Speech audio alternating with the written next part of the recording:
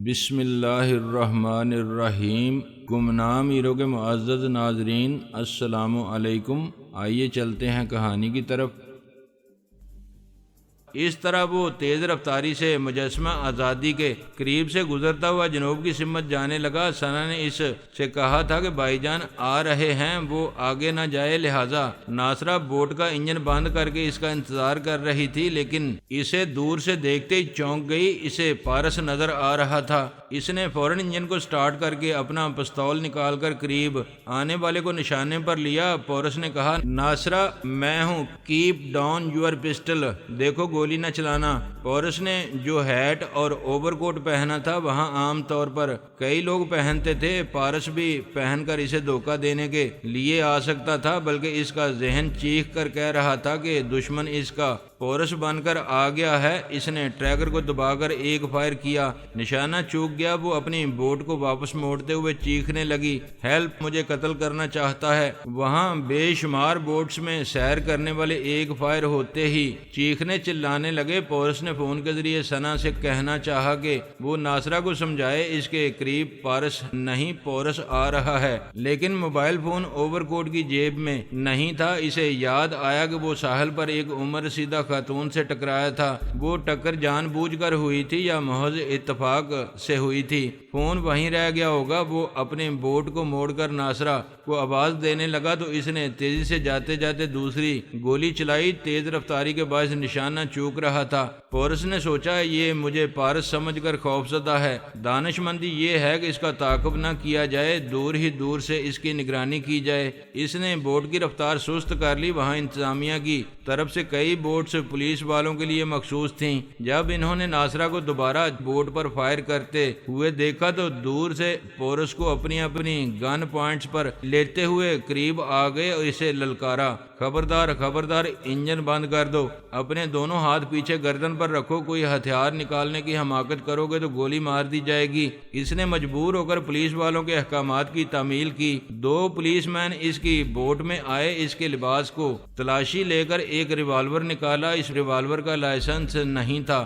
London میں پارس کو دیکھنے کے بعد پورس، ناصرہ اور ثنا نے غیر قانونی طور پر اسلحہ خرید کر اپنے پاس چھپایا تھا تاکہ کبھی پارس کے خلاف انہیں استعمال کیا جا سکے، اور تھوڑی دیر پہلے ناصرہ نے پورس کو پارس سمجھ کر اپنے پستول سے اس پر 2 فائر کیے تھے اور وہاں سے دور ہوتی چلی گئی تھی۔ تیز رفتاری سے ساحل کی طرف جاتے ہوئے یاد آیا کہ اس نے غیر قانونی ہتھیار سے سرے عام 2 فائر کیے ہیں۔ وہ پستول اس کے پاس نہیں رہنا چاہیے۔ اس نے اس پستول کو سمندر میں پھینک دیا۔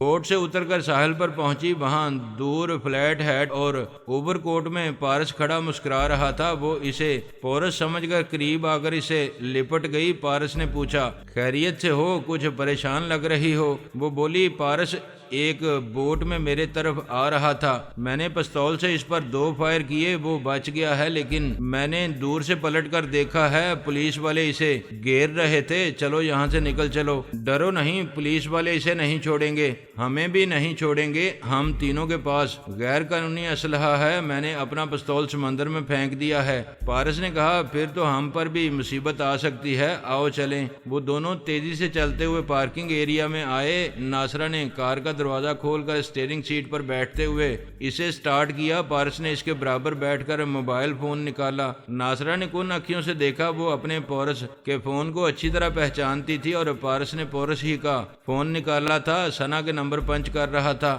دوسری طرف ثانی نے ناصرہ کے دماغ میں آ کر کہا، ناصرہ بابی، میں ثنا بول رہی ہوں، یہ پارس بہت گڑبڑ کر رہا ہے، اس کی کوئی خیال خوانی کرنے والی ہستی بھی آپ کے دماغ میں آ کر گڑبڑ کر رہی ہے۔ اپنی شناخت کے لیے میں اپنے نام میں تھوڑی سی تبدیلی کر رہی ہوں، آئندہ میں خود کو ثنا نہیں انا کہوں گی۔ اگر خود کو انا نہ کہا تو سمجھ لیں آپ کو خیال خوانی کے ذریعے دھوکہ دیا جا رہا ہے۔ ادھر پارس نے ٹھہر کر غلط نمبر پنچ کرنے کے بعد یوں ہی کہا، ہیلو ثنا، کیا تم نے خیال خوانی کے ذریعے ناصرہ کو سمجھا دیا ہے کہ تم خود کو ثنا نہیں انا کہو گی؟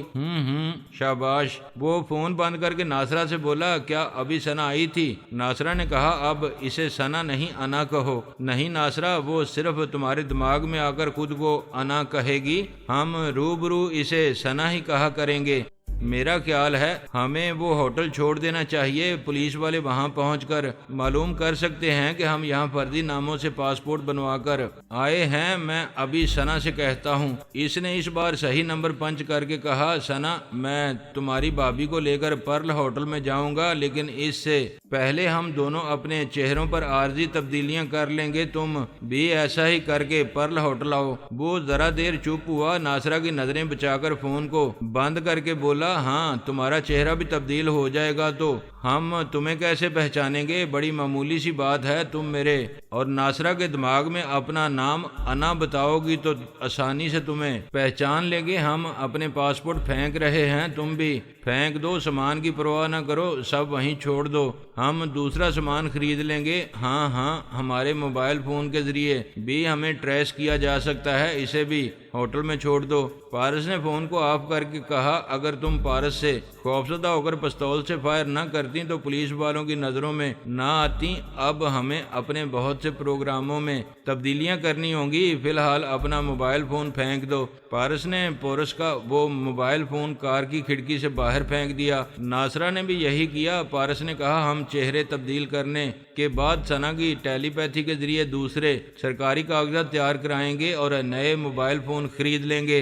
ادھر پورس پولیس والوں کی حراست میں ساحل پر آیا. پولیس والوں نے وہاں کے عملے سے پوچھا، 18 نمبر بورڈ پر جو خاتون آئی تھی وہ کہاں گئی ہے؟ ٹوکن کلیکٹر نے کہا، وہ اپنے ایک ساتھی کے ساتھ پارکنگ ایریا کی طرف گئی ہے. پورس نے کہا، انسپیکٹر وہ میری وائف کا ساتھی نہیں دشمن ہے. پلیز جلدی پارکنگ ایریا میں چلیں. انہوں نے پارکنگ ایریا میں آ کر دیکھا پستول سے فائر کرنے والی عورت نظر نہیں آئی. انسپیکٹر نے پوچھا، اگر وہ تمہاری وائف تھی تو دوسرے کے ساتھ کیوں چلی گئی؟ تم پولیس اسٹیشن چلو، ہم اس عورت کو بھی ڈھونڈ نکالیں گے. پورس بڑی شرافت کے ساتھ ان کی حراست میں جانے لگا. وہ یکبارگی آتش فشاں بن کر ان پولیس والوں کو کیڑے مکوڑوں کی طرح مار کر وہاں سے جا سکتا تھا. نیت نئے بہروپ بدل کر قانون کی گرفت سے بچ سکتا تھا، لیکن اس کے فرار ہونے سے ثنا مصیبت میں گرفتار ہو جاتی. لہذا وہ پارس کی چال بازیوں پر خون کے گھونٹ پی کر ذرا صبر کر رہا تھا. پولیس اسٹیشن کی طرف جاتے ہوئے اسے ثنا کی سوچ کی لہریں محسوس ہوئیں. وہ کہہ رہی تھی، بھائی جان میں نے آپ کی ہدایت پر عمل کیا ہے، اس ہوٹل کو چھوڑ دیا ہے، چہرے پر عارضی تبدیلی بھی کر لی ہے. وہ سوچ کے ذریعے بولا، یہ تم کیا کہہ رہی ہو؟ میں نے تمہیں ہوٹل چھوڑنے اور چہرہ تبدیل کرنے کے لیے نہیں کہا تھا. بھائی جان کیا پھر پارس نے فون پر دھوکہ دیا ہے؟ ہاں اس نے دھوکہ تو دیا ہے. ویسے یہ بات ہمارے حق میں ہے کہ تمہیں ہوٹل چھوڑنا اور چہرہ تبدیل کرنا چاہیے تھا. میں کچھ دیر پولیس کی حراست میں رہوں گا، پھر تم سے ملوں گا. تم کہاں رہو گی؟ اس بہروپیے نے کہا تھا کہ وہ ناصرہ بھابھی کے ساتھ پرل ہوٹل میں رہے گا. مجھے بھی وہاں جانا چاہیے. وہاں نہ جانا، وہ دھوکہ دے رہا ہے. تم کسی دوسری جگہ رہ کر مجھ سے رابطہ رکھو. ابھی ناصرہ کے پاس جا کر حالات معلوم کرو. ثنا نے پورس کے دماغ سے نکل کر ناصرہ کے دماغ میں جانا چاہا. اس نے سانس روک لی. تھوڑے وقفے کے بعد پھر ثنا نے اس کے دماغ میں پہنچتے ہی کہا، ناصرہ بھابھی میں ثنا ہوں، سانس نہ روکیں. ناصرہ نے سانس روک لی. وہ انا کا نام سن کر بھروسہ کر سکتی تھی اس سے ثنا بات کر رہی ہے. ثنا نے پھر پورس کے پاس آ کر کہا، پتہ نہیں اس شیطان نے بھابھی کو کس طرح بہکایا ہے. وہ میرا نام سن کر بھی سانس روک کر مجھے اپنے دماغ سے بھگا دیتی ہیں. وہ بہت بڑا شیطان ہے، اس سے تو میں ہی نمٹ سکتا ہوں. تم کسی 4 اسٹار ہوٹل میں رہ کر میرا انتظار کرو، مجھ سے رابطہ رکھو، میں جلد ہی تمہارے پاس پہنچوں گا. وہ اب فرار ہونے کے لیے تیار ہو گیا. یہ پلاننگ کر لی کہ گاڑی کا پچھلا دروازہ کھلتے ہی وہ کس طرح کس سے گن چھین کر کسی بڑے افسر کو یرغمال بنا کر وہاں سے لے جائے گا. اس گاڑی کا پچھلا حصہ چاروں طرف سے ایک ڈبے کی طرح بند تھا. باہر کے مناظر دکھائی نہیں دیتے تھے. جب وہ ایک جگہ پہنچ کر رکی اور اس کا پچھلا دروازہ کھولا گیا تو پورس نے باہر نکل کر دیکھا اسے کسی پولیس اسٹیشن میں نہیں، ایک ملٹری بیرک میں پہنچایا گیا تھا. دور دور تک مسلح فوجی جوان الرٹ نظر آ رہے تھے. ایک فوجی افسر چند مسلح جوانوں کے ساتھ آ کر بولا، پولیس والے تمہیں پہچان نہیں سکے، لیکن ملٹری انٹیلیجنس کے 2 سراغر سانوں نے اسی ساحل پر پہچان لیا تھا. بھلا فرحاد علی تیمور کا بیٹا پارس ہمارے سراغر سانوں سے چھپ سکتا ہے؟ نہیں، کبھی نہیں۔ پورس نے دونوں ہاتھوں سے سر کو تھام کر کہا، کیا مصیبت ہے، کہاں آ کر پھنس گیا ہوں؟ ہم نے ہائی کمان کو اطلاع دی ہے، فوج کے چند اعلیٰ افسران واشنگٹن سے آنے والے ہیں، وہ تمہاری قسمت کا فیصلہ کریں گے۔ پورس نے اپنے چاروں طرف مسلح فوجی جوانوں کو دیکھا، پھر خلا میں تکتے ہوئے سوچنے لگا، میں بالکل صحیح جگہ پہنچ گیا ہوں۔ اب پارس کو بتاؤں گا کہ ہارتے رہنے والی بازی کو کس طرح جیتا جا سکتا ہے۔ کئی فوجی جوانوں نے اسے گھیر کر اس بیرک کے ایک کمرے میں بند کر دیا۔ پورس وہاں ایک کرسی پر بیٹھ کر ثنا سے رابطہ ہونے کا انتظار کرنے لگا۔ تھوڑی دیر بعد ہی ثنا نے اس کے پاس آ کر بتایا وہ ایک 4 اسٹار ہوٹل میں اس کا انتظار کر رہی ہے۔ پورس نے اسے اپنی روایت سنائی اور بتایا، اب میں فوجیوں کی قید میں ہوں، تم ابھی منشیات کے گاڈ فادر کارسیلو کے دماغ میں جاؤ، اسے گہری نیند سلا کر تنویمی عمل کے ذریعے اسے اپنا معمول اور تابعدار بناؤ، پھر میرے پاس آؤ۔ تھوڑی دیر بعد اس کمرے کا دروازہ کھلا، مسلح فوجی جوان اس کے لیے ایک ٹرے میں ناشتہ اور کافی لے کر آئے۔ ایک افسر نے کہا، تم ایک بہت بڑے باپ کے بیٹے ہو اور بابا صاحب کے ادارے سے تعلق رکھتے ہو، اس ناشتے اور کافی کو وی آئی پی ٹریٹمنٹ سمجھو۔ پورس نے کہا، آرمی کے جو اعلیٰ افسران آ رہے ہیں ان سے میں فون پر کچھ کہنا چاہتا ہوں۔ جتنے افسران آ رہے ہیں وہ سب یوگا کے ماہر ہیں، تمہارا کوئی خیال خوانی کرنے والا ان کے دماغوں میں نہیں پہنچ سکے گا۔ یہ اچھی بات ہے کہ وہ یوگا کے ماہر ہیں، وہ کسی اندیشے کے بغیر میری بات سن لیں گے تو فائدے میں رہیں گے۔ سوری، ان سے گفتگو کرنے کے لیے ان کا انتظار کرو۔ کیا مہاراج اور ایلپا سے رابطہ کرا سکتے ہو؟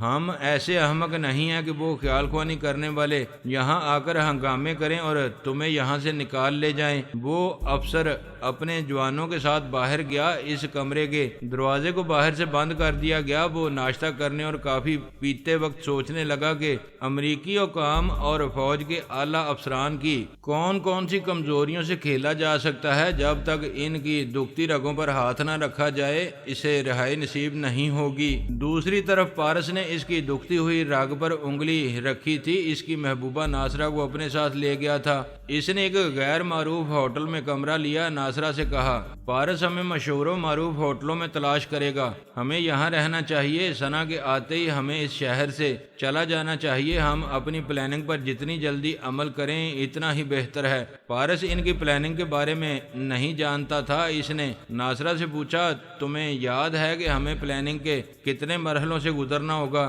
یاد کیوں نہیں ہے؟ تم نے کہا تھا کہ کولمبیا میں ڈرگ مافیا کے گاڈ فادر کارسیلو کے بارے میں مکمل معلومات حاصل کی جائیں گی، پھر ثنا اس پر تنویمی عمل کر کے اپنا معمول اور تابعدار بنائے گی تو ہم کارسیلو جیسے ڈرگ مافیا کے بے تاج بادشاہ کے دماغ پر حکمرانی کریں گے۔ لیکن ثنا نے اب تک ہم سے رابطہ نہیں کیا ہے، پتہ نہیں وہ اب تک ہوٹل میں ہے یا ہوٹل سے نکلتے وقت کسی پرابلم میں پڑ گئی ہے۔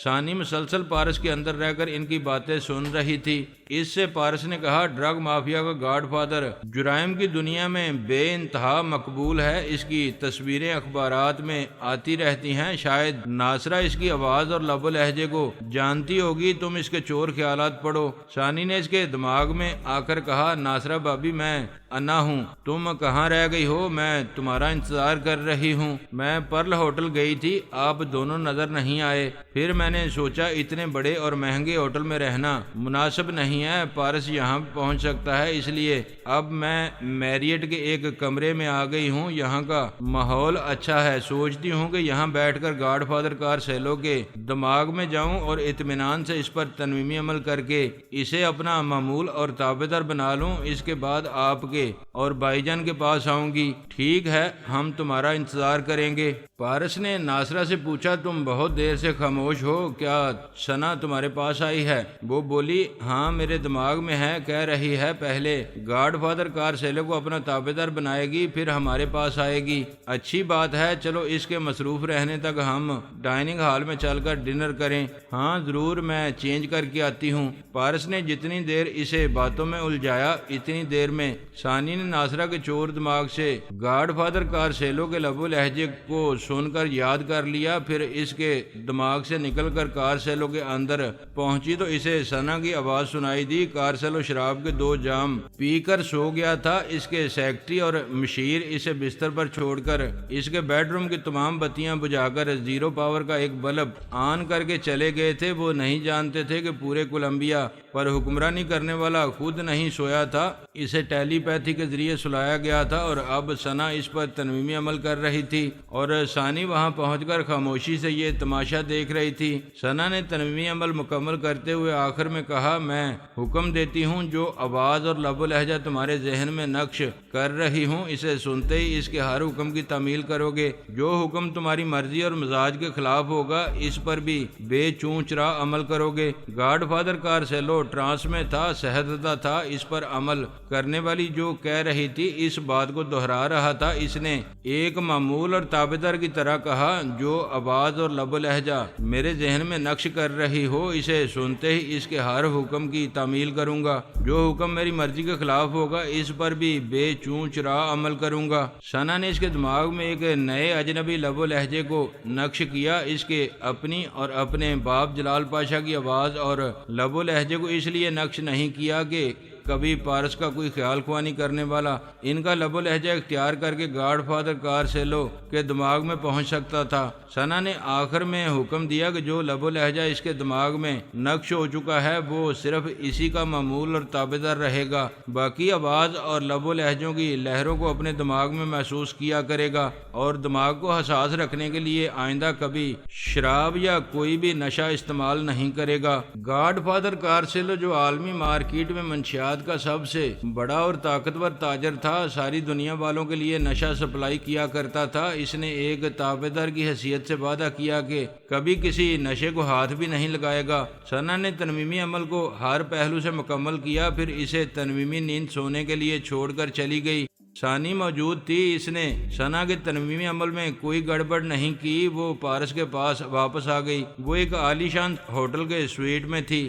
اتنی دیر تک گاڈ فادر کارسیلو کے دماغ میں رہ کر اپنی جگہ دماغی طور پر حاضر ہوئی۔ اب وہ پارس کو بتانا چاہتی تھی کہ ثنا نے کارسیلو پر کس طرح عمل کیا ہے۔ ایسے ہی وقت دروازے پر دستک ہوئی۔ اس نے اپنی جگہ سے اٹھ کر اسے کھولا تو پارس نشے میں لڑکھڑاتا ہوا اندر آیا۔ وہ جلدی سے دروازے کو بند کر کے اسے سنبھال کر بستر پر لاتے ہوئے بولی، یہ کیا دیکھ رہی ہوں؟ تم نشے میں ہو، جبکہ کسی حد تک زہریلے ہو اور تم پر کوئی نشہ اثر نہیں کرتا۔ پارس نے بستر پر گرتے ہوئے ایک انگلی سے اپنے سر کی طرف اشارہ کیا، پھر آنکھیں بند کر لیں۔ ثانی فوراً ہی اس کے اندر پہنچ کر اس کے خیالات پڑھنے لگی۔ پتہ چلا وہ ناصرہ کے ساتھ ہوٹل کے ایک کمرے میں تھا۔ ناصرہ اسے پورس سمجھ رہی تھی اور اس کے گلے کا ہار بننا چاہتی تھی۔ ثانی نے اس کے دماغ میں کہا، تم جانتے ہو کہ وہ ناگن تم سے زیادہ زہریلی ہے۔ پارس کی سوچ نے کہا، اچھی طرح جانتا ہوں۔ میں نے اسے طرح طرح سے بہلانے کی کوششیں کی۔ یہ بھی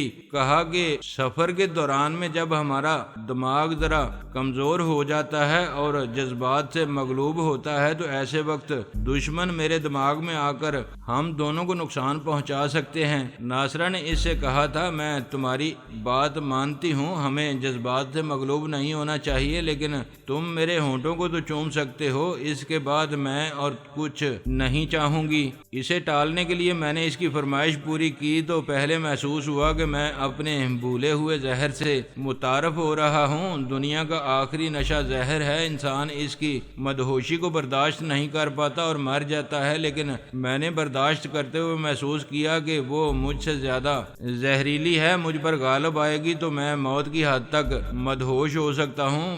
پارس ثانی کو بتا رہا تھا۔ میں نے جبرن اسے پیچھا چھڑا کر کہا، تم تو مجھے مدہوش کر رہی ہو، جاؤ لباس چینج کرو، آج میں تمہارے پہلو میں مر جانا چاہتا ہوں۔ وہ چینج کرنے کے لیے باتھ روم میں گئی۔ میں اس کمرے سے فوراً ہی نکل کر دوڑتا ہوا اور لڑکھڑاتا ہوا سڑک پر آیا، پھر ایک ٹیکسی میں بیٹھ کر یہاں آ گیا۔ ثانی نے کہا، تم ابھی برداشت کر رہے ہو مگر اس کا زہر تمہیں ہلاک بھی کر سکتا ہے۔ نہیں، میں زہر کی مقدار کو سمجھتا ہوں، میں دیر تک مدہوش رہوں گا، اس سے زیادہ کچھ نہیں ہوگا۔ ہاں، مگر اس دوران میں میرا ذہن کمزور رہے گا، میرے دماغ میں ثنا آ کر مجھ پر حاوی ہو سکتی ہے، میرا لب و لہجہ فوراً بدل دو۔ ثانی نے اسے کھینچ کر بستر پر چاروں شانے چت لٹایا، پھر اس کے کمزور ہونے والے ذہن کو اپنے تنویمی عمل کی گرفت میں لینے لگی۔ ادھر سنا نے پورس کے دماغ میں آ کر کہا میں بڑی کامیابی سے عمل کر چکی ہوں، منشیات کا گاڈ فادر کارسیلو اب ہمارے احکامات کی تعمیل کیا کرے گا۔ سنا تم بہت اچھی جا رہی ہو، اب مجھے ناصرہ کی فکر ہے۔ پارس کے کسی خیال خوانی کرنے والے نے اس کے دماغ میں کچھ ایسی گڑبڑ کی ہے کہ وہ تمہارا نام سن کر بھی سانس روک کر تمہیں بگا دیتی ہے، پلیز کسی طرح اس کا سراغ لگاؤ۔ بھائی جان آپ ہی کوئی تدبیر بتائیں، میری سمجھ میں نہیں آ رہا کہ اسے پارس کے شکنجے سے کیسے نکالوں۔ ایسے ہی وقت تقدیر پورس پر ذرا مہربان ہو گئی۔ جلال پاشا نے سنا کے دماغ میں آ کر کہا بیٹی خدا کا شکر ہے میری دماغی توانائی بحال ہو گئی ہے، دیکھو میں تمہارے پاس آ گیا ہوں، خیال خوانی کر رہا ہوں۔ سنا نے خوش ہو کر کہا بھائی جان خوشخبری ہے، ابو کی دماغی توانائی بحال ہو گئی ہے، یہ ابھی میرے اندر بول رہے ہیں۔ پورس نے کہا بھگوان کا شکر ہے انکل، ہم کچھ برے حالات سے گزر رہے ہیں لیکن جلد ہی حالات پر غالب آ جائیں گے۔ ہمیں فی الحال ناصرہ کی فکر ہے، پارس کے کسی خیال خوانی کرنے والے نے کوئی گڑبڑ کی ہے، وہ سنا کی تو آواز اور اس کا نام سنتے ہی سانس روک کر اسے بگا دیتی ہے۔ جلال پاشا نے کہا میں ابھی اس کے دماغ میں جا کر تمہارا نام لوں گا تو شاید وہ تھوڑی دیر تک سانس نہ روکے، اور ذرا سا موقع ملتے ہی میں اس کے دماغ میں زلزلہ پیدا کروں گا۔ جب وہ بے حال ہو جائے گی، سانس روکنے کے قابل نہیں رہے گی، تب اسے سمجھاؤں گا کہ وہ اپنے دشمن کو پورس سمجھ رہی ہے،